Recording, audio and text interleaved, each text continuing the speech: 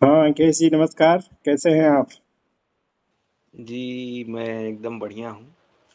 तो आप कुछ अ, सुनाने वाले थे। जी कुछ दिन पहले जो है मैं उमाकांत मालवीय जी को याद करते हुए उनकी एक किताब पढ़ रहा था। तो मैंने सोचा कि इसका कुछ अंश जो है आप लोग के साथ भी साझा किया जाए और किसी भी लेखक को याद करने के लिए जो है सबसे अच्छा माध्यम यही है कि उनकी किताबें पढ़ी जाएं। तो वो जिस समय के भारत में जी रहे थे और अपनी रचनाओं में जिस तरह का भारत को रच रहे थे, वो अब हमारे लिए जो है वो बड़ी दूर की बात सी लगती है। और मैं सोच रहा था कि मैं इसके कुछ अंश को साझा करूं, लेकिन सुनने कौन उसको सुनेगा, कौन उसमें रुचि लेगा। तो मैंने सोचा कि कम से कम आप तो हमारे सामने हो जिसको मैं सुना सकूं। तो ये एक पुस्तिका है छोटी सी, सद्भाव की विरासत नाम से। अच्छा। और इसमें बताया गया है कि इस पुस्तिका का सबसे पहले प्रकाशन जो है 1980 में हुआ था। तो इस पुस्तिका की जो भूमिका दी गई है उसे भी मैं पढ़ना चाहूंगा। सद्भाव की विरासत, कवि निबंधकार उमाकांत मालवीय की यह पुस्तिका संभवतः 1980 में पहली बार प्रकाशित हुई थी। इसमें ऐसी ऐतिहासिक कहानियां हैं जिनके कुछ प्रसंग हम जानते हैं, कुछ नहीं जानते। कहा जा सकता है कि ये कहानियां नहीं, बल्कि कुछ प्रसंग हैं। इन प्रसंगों में जो एक चीज समान है, वह है पाठक को अपनी उस रचना से परिचित कराना, जिसे सदियों के दौरान हमने बड़े प्यार से रुच-रुच के गढ़ा था। मिल-जुल कर रहने का तरीका और संवाद का कौशल, क्योंकि भारत तो तभी बनता है जब संस्कृतियाँ बात करती हैं। तो संस्कृतियाँ बात करती हैं तब भारत बनता है, ऐसी बात जो है इस पुस्तक की भूमिका में बताई गई है। और संविद संस्कृतियों के बीच संवाद का माहौल बन सके, इसलिए जो है उमाकांत मालवीय जी जैसे हमारे जो पूर्वज हैं उन्हें याद करना जो है ज़रूरी है। आगे इस भूमिका में लिखा गया है, मध्यकाल से लेकर आधुनिक काल के बीच बिखरे ये प्रसंग ऐतिहासिक पात्रों को नाटकीय किरदारों की तरह जीवंत और बोलने वाला बना देते हैं। प्रत्येक प्रसंग ऐतिहासिकता की शास्त्रीय कसौटी पर 100% खरा उतरे न उतरे, वह हमारे उस भारत की सांस्कृतिक सच्चाई है जिसे हमने कई सदियों में बनाने का सपना देखा है। इस सपने की छाया हमने आज़ादी की लड़ाई में भी देखी है और अपने संविधान में भी। एक बहुसांस्कृतिक, बहुलतावादी भारत जहाँ संस्कृतियों और धर्मों के बीच लोकतंत्र हो। संस्कृतियों और धर्मों के बीच लोकतंत्र की बात जो है कही जा रही है। और आज हमारा वही संस्कृति का लोकतंत्र खतरे में है। धर्मों और संस्कृतियों के बीच संवाद की जगहें सिकुड़ गई हैं और सम्मान की जगह आक्रामकता ने ले ली है। ऐसे में संवाद, सम्मान और सहिष्णुता से भरे ये प्रसंग हमें उस दुनिया में ले जाते हैं जहां असली भारत बसता है, प्रेम और सद्भाव का भारत। अ, इस पुस्तिका को पलटते हुए जो है मुझे सृजन कार्यक्रम की भी याद आ रही थी, जो कि जी। इलाहाबाद में लगने वाले माघ मेले में के अवसर पे किया जाता है वर्मा लगभग हर सर भी साल। उसमें रहते थे। जी, तमाम तरह के सांस्कृतिक कार्यक्रम जो है होते थे। और तो अच्छा, माघ अब मेले हो के रहा है कि संदर्भ, नहीं? जो महाकुंभ लगा था उसमें हुआ कि नहीं फिर से? महाकुंभ में तो जो है अवसर नहीं ऐसा बन पाया। प्रशासन ने किसी तरह की अनुमति ही नहीं दी। उसके आगे अब देखिए अब माघ मेले में हो पाता है कि नहीं। तो कहाँ तो जो है संस्कृतियों और धर्मों के बीच संवाद की बात कही जा रही है। और जिसे आजकल लोग सनातन धर्म कहते हैं, उसमें ही कितनी सारी शाखाएं प्रशाखाएं हैं। उसमें भी कोई कबीर पंथ है, तो कोई जो है जैन बौद्ध, सब जो है इनके बीच आपस का संवाद होना चाहिए। तो कहाँ तो जो है इसमें जो बहुलता है उनके बीच संवाद हो, उनके बीच कोई लोकतंत्र हो। यहाँ तो एक की तानाशाही में ही जो है सारे जो है खड़े दिखाई देते हैं। ख़ैर हम लोग जो है इन बातों के बजाय हम उमाकांत मालवीय जी की लेखनी से जो ये कहानी है इसको पढ़ते हैं। सबसे पहली जो कहानी है उसका शीर्षक है हुमायूँ की राखीबंद बहन। अगर आपको बीच में कुछ कहने लायक लगे तो आप ज़रूर कहिएगा क्योंकि जी जी मैं जी। अकेले एक ओर से पढ़ता रहूँ ये थोड़ा-सा कम अच्छा लगेगा। ओके। गुजरात के बादशाह बहादुर शाह के भाई चांद खां ने मेवाड़ में शरण ली। बादशाह ने अपने बागी भाई को दंडित करने के लिए राणा से उसे वापस मांगा और बात न मानने पर युद्ध की धमकी दी। राणा ने उत्तर दिया, दूत शाह बहादुर से जाकर कह दो, हम राजा शिवी के वंशधर हैं। हमारे पास शरणागत वत्सलता की अद्भुत विरासत है। हमने कबूतर की रक्षा के लिए अपना मांस तौल दिया था, परंतु उसे बाज को नहीं सौंपा था। शरणागत कबूतर तक की रक्षा के लिए हमने प्राण होम दिया था। चांद खा तो हमारे बंधु हैं, हम उन्हें आपको कदापि नहीं सौंप सकते। राणा का संदेश सुनकर बहादुर शाह का क्रोध उबल पड़ा और उसने मेवाड़ पर आक्रमण का आदेश दिया। तब तक बहादुर शाह के पूज्य धर्मगुरु शेख औलिया पधारे। उन्होंने बहादुर शाह को बहुतेरा समझाया। राणा एक नेकदिल सच्चा इंसान है, उसने चांद खा को पनाह दी है और उसकी खातिर सब कुछ होमने को तैयार है। मजहब तो रास्ता होता है मंजिल तक पहुंचने का, उसे दीवार मत बनाओ शाह। लेकिन बहादुर शाह नहीं माना और कूच का डंका बजवा दिया। देखते देखते बहादुर शाह की विशाल सेना ने मेवाड़ को घेर लिया। मेवाड़ की सेना का नेतृत्व राणा सांगा की रानी जवाहर बाई ने किया। ये भी पढ़ के थोड़ा-सा मतलब लगा कि अरे! राणा सांगा की रानी जवाहर बाई ने किया कि एक स्त्री जो है वो युद्ध क्षेत्र में जाके युद्ध कर रही है और रणक्षेत्र में वीर गति पाई। राजपूत संख्या में एकदम कम थे, फिर भी उन्होंने डटकर लोहा लिया। राणा की दूसरी रानी कर्मवती ने एक विशेष दूत के हाथ बादशाह हुमायूँ को राखी भेजी। इधर हुमायूं परेशान था, उसके भाई उसे बराबर तंग करते थे, फिर भी पिता बाबर की इच्छा अनुसार उन्हें बराबर माफ करता रहा। भाइयों के कारण उसने हजार-हजार संकट भी झेले थे, फिर भी वह उन्हें क्षमा ही करता रहा। उसने अपने सामने कौरव पांडवों के भाई-भाई के संघर्ष को नहीं, वरन राम लक्ष्मण, राम भरत के बंधु प्रेम के आदर्श को रखा था। इस कारण वह उनके बड़े से बड़े अपराधों को भी माफ करता रहा। एक ओर भाइयों की दगाबाजी, दूसरी ओर बागी शेर खां, एक जबरदस्त सरदर्द। फिर ऐसे में रानी कर्मवती की राखी लेकर मेवाड़ का दूत पहुंच गया। हुमायूं के सिपह सालार ने कहा, हुजूर गुस्ताखी माफ करे तो कुछ अर्ज करूं।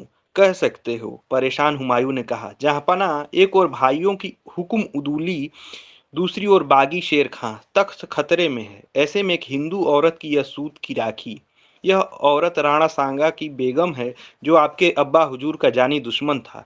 दुश्मन की औरत की हम बिरादर बहादुर शाह के खिलाफ जाकर मदद करना कहाँ तक मुनासिब होगा। अ, तुम अपनी बात कह चुके हो, अब मेरी सुनो। हिंदू मुसलमान से ऊपर होता है भाई बहन का प्यार। उसने मुझे यह राखी भेजकर अपने भाई का रुतबा अता किया है। मैं शुक्रगुजार हूँ। अब वह दुश्मन नहीं, मेरी अपनी बहन है।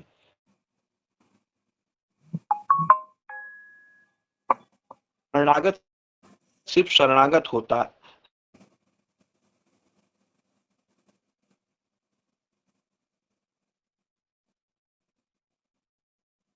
मैं यह हरगिज नहीं बर्दाश्त कर सकता कि लोग बाग कहें कि तैमूर के खून ने एक मुसीबत जदा बहन की राखी की इज्जत नहीं की, अपने फर्ज से मुंह चुराया।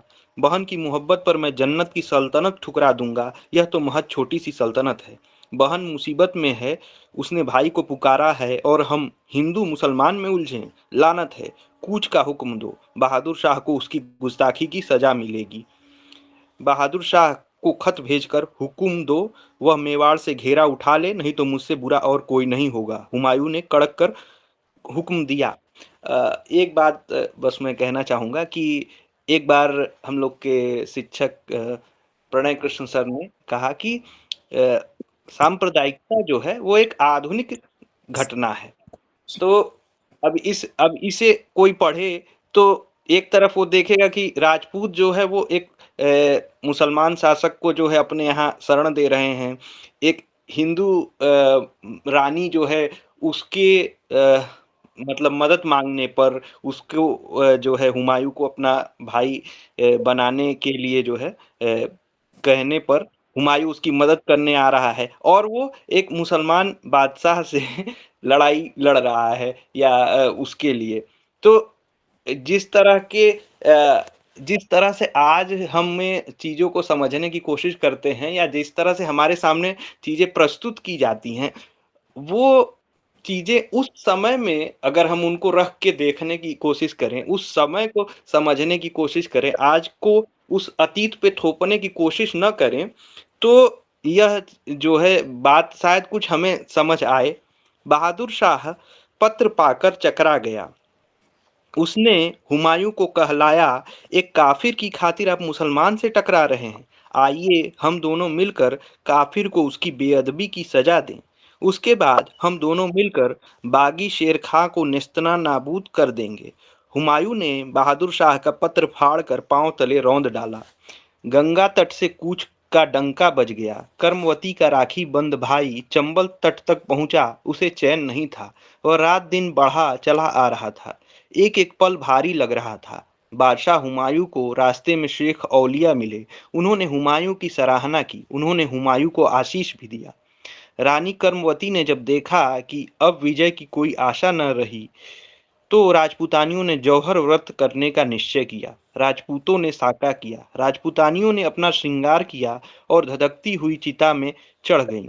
राणा सांगा के भाई बाघ सिंह ने रक्त तिलक करवाया, अपने सिर पर मेवाड़ के राणा की छंगी रखवाई और राजबलि देने के उद्देश्य से रण में बहादुर शाह को चांद खा नहीं मिला। उसके हाथ केवल राजपूतानियों की राखी लगी। राजपूतों ने केसरिया बाना धारण किया और एक एक सैनिक बलि हो गया। बादशाह हुमायूं पहुंचा तो सब कुछ खाक हो चुका था।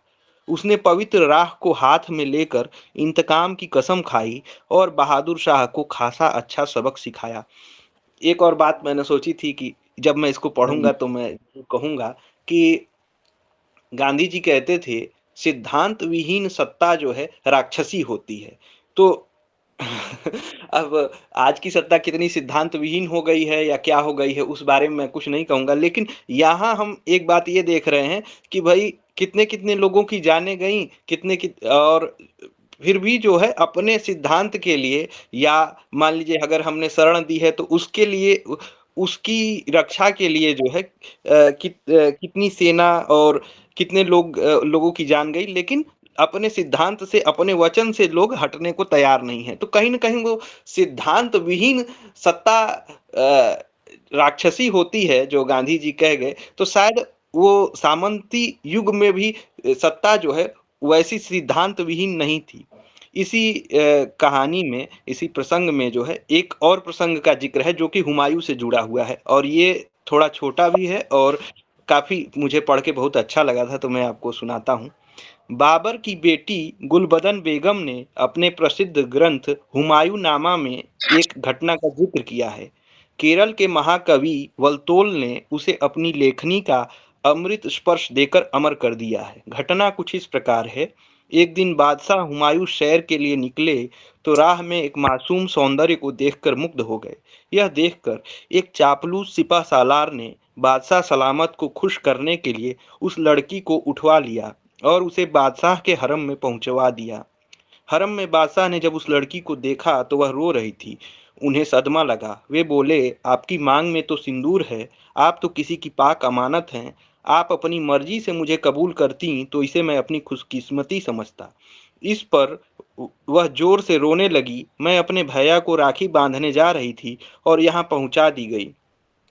पगली, इसमें रोने की क्या बात है?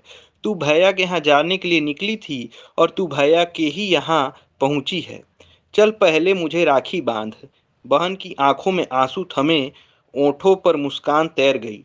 बादशाह सलामत ने लड़की से राखी बंधवाई और हुक्म दिया, कहाँ है वह सिपा सालार, उसका सर कलम कर दिया जाए। सिपा सालार सामने हाजिर हुआ तो थरथर कांप रहा था। हुमायूं की राखी बंद बहन ने कहा, इस मुबारक मौके पर जब मुझे आप जैसा भैया मिला हो, यह खून खराबा क्यों? आप इजाजत दें आलीजा, तो मैं इन्हें भी अपना राखीबंद भाई बना लूं। और बहन ने सिपहसालार को भी राखी बांध दी। अपनी कमीनगी देख और इस बहन का बड़प्पन देख, कोई गैरतमंद मर्द उस औरत को जो किसी और के यहाँ रही हो कबूल नहीं करेगा। हमें इसका भी बंदोबस्त करना होगा, हुमायूं ने कहा। सिपहसालार के साथ स्वयं बादशाह हुमायूं उस बहन के भाई के यहाँ गया, उसे राखी बंधवाई और फिर उसके पति के यहाँ जाकर कहा, किबला, यह मेरी बहन जिस समय घर से बाहर निकली थी उस समय जितनी पाक साफ थी अभी भी उतनी ही पाक साफ है। यह मैं खुदाबंद, पाक रसूल और कुरान शरीफ की कसम खाकर कहता हूँ। मेरी बहन को कबूल करने की मेहरबानी कर हमारे गुनाहों के लिए हमें माफ करें। इतना कहकर बादशाह हुमायूं ने अपनी बहन उसके पति को सौंप दी। ये कहानी जो है यहाँ तक थी। बढ़िया कहानी है वैसे। एक बात आपने कही, क्या क्या नाम है कि जो क्रूर सत्ताएं थी उनमें भी एक क्या नाम है, नैतिकता सिद्धांत। होती थी या फिर एक आदर्श उनके पास होता था। वर्तमान में क्या आप देखते हैं कि जो आदर्श हैं वो क्यों गायब हो रहे हैं? मतलब गायब हो रहे हैं तो उसके पीछे कोई कारण होगा क्या? क्या कारण आप देखते हैं कि वर्तमान में आदर्श गायब हो रहे हैं और सत्ता तो क्रूर होती ही है हमेशा की? आदर्श गायब क्यों हो रहे हैं, इस बारे में मैं क्या कहूँ, लेकिन मुंशी प्रेमचंद जी का एक निबंध है महाजनी सभ्यता। तो उसमें अच्छा। जो है पूंजीवाद की जो कुछ प्रमुख प्रमुख विशेषताएं हैं उसमें से दो तीन जो हैं की गिनती उन्होंने की है। कि जैसे वो कहते हैं इस सभ्यता का एक नियम है, टाइम इज मनी। हम्म। तो जो है अब कैसे जो है संवेदना धीरे धीरे समाप्त हो रही है, समाज का ढांचा ही समाप्त हो रहा है। अब जैसे एक बार आरसी त्रिपाठी सर ने कहा कि बुंदेलखंड में एक रोटी बैंक चलता है, मतलब रोटी इकट्ठा करते हैं और जो जरूरतमंद होते हैं उनको रोटी दे पहुंचाते हैं। तो कहें कि ये चीज मुंबई में क्यों नहीं हो सकती? ये बुंदेलखंड में हो जा रहा है लेकिन ये मुंबई में क्यों नहीं हो सकती? तो समाज का जो स्वरूप है वहां पे अभी भी बचा हुआ। अच्छा सोचिए, कोरोना आया तो लोग जो है इतना, मान लीजिए मुंबई में रह के कमा रहे थे और गांव में लौट आए और गांव में काम कर रहे हैं, लेकिन वो मतलब मुंबई में नहीं रह सकते। ऐसा जो है जी, गांव-गांव में लौट के आए सब टीम, मतलब वहां पे दिल्ली से भी लोग मतलब गांव लौट के की घर गए थे। जो छोटी सी अर्थव्यवस्था है वो उनका, हम्म। उनके भरण पोषण के लिए, उनके मतलब जीवन को चलाने के लिए जो है पर्याप्त साबित हो जा रही है। लेकिन हम्म। जो इतनी बड़ी मान लीजिए मुंबई की अर्थव्यवस्था है या जो भी महानगरों की व्यवस्था है वहां लोग जो है सरवाइव नहीं कर पा रहे हैं। हम्म। जी जी जी। हमें हमें हमें मैंने सोचा था कि जो है अ, हम उमाकांत मालवीय जी के ही बारे में ज्यादा अच्छा बात अच्छा। करेंगे। और और ठीक है, ठीक, तो समझ में आ गया कि भाई नैतिकता क्यों गायब, क्योंकि पूंजी आधारित होता जा रहा है सिस्टम। और पूंजी ही जी एक नैतिकता का पैमाना नया बनता जा रहा है, आदर्श का पैमाना। और सब उसको फॉलो भी कर रहे हैं। जैसे आपने कहा था एक बात कि हम परिवर्तित होंगे तो लोग इससे प्रभावित होंगे, तब परिवर्तन आएगा। लेकिन लोग आज परिवर्तन किसे मान रहे हैं? आपके पास गाड़ी आ गई तब मानते हैं, हाँ ये देखो बंदा, अब हमें भी ऐसा ही कुछ करना होगा कि हमारे पास भी पैसा आए। इससे प्रभावित हो रहे हैं। अव्यक्त बन जाने के से प्रभावित कोई नहीं हो पा रहा है कि अव्यक्त जी कैसे हो गए, उससे प्रभावित हो या हो नहीं पा रहा है व्यक्ति। मतलब या सादगी से कोई प्रभावित ही नहीं हो पा रहा है। खैर वो जी अलग बातें हैं। तो हाँ, तो आप बता रहे थे कि उनको याद करने का यश मालवी को दिन है, तो बताएं। जी, हमें बस ये लगता है कि फिलहाल इस वीडियो को अभी आप इतना रहने दें और उसके अच्छा। बाद फिर इस या एक अगली कॉल करिए, ओके। उसमें और ठीक है, ठीक। बात करते हैं।